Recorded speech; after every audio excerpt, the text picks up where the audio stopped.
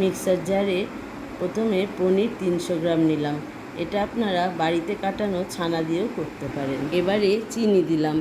এখানে আমি 6 টেবিল চামচ চিনি দিয়েছি, আপনারা বেশি কম করে নিতে পারেন। গুঁড়ো দুধ হাফ কাপ দিলাম। কাস্টার্ড পাউডার 3 টেবিল স্পুন দিলাম।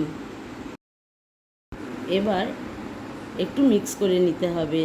লাগলে সামান্য একটু দুধ দিয়েও এটাকে মিক্স করে নিতে পারেন। এবার ঢাকা লাগিয়ে মিক্সিতে এটা মিক্স করে নেবেন।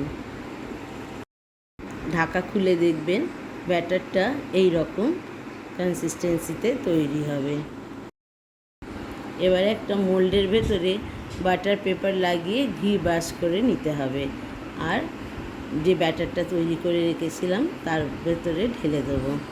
দিয়ে একটু কেশর ছড়িয়ে দিচ্ছি। এটা অপশনাল, বাড়িতে ছিল তাই দিচ্ছি, আপনারা ড্রাই ফ্রুটসও দিতে পারেন।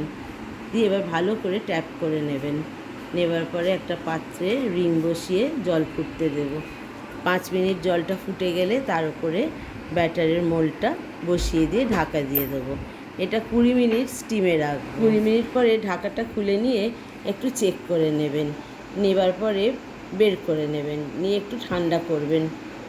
ঠান্ডা করার পরে ডিমোল্ড করবেন। আমি একটা পাত্রে ঢেলে দেখুন এইভাবে পিস করে কেটে নিচ্ছি। আমি এইভাবে কেটে নিয়েছি। এবার ফ্রিজে রেখে একদম ঠান্ডা ঠান্ডা সার্ভ করবেন, খেতে অতি সুস্বাদু হয়।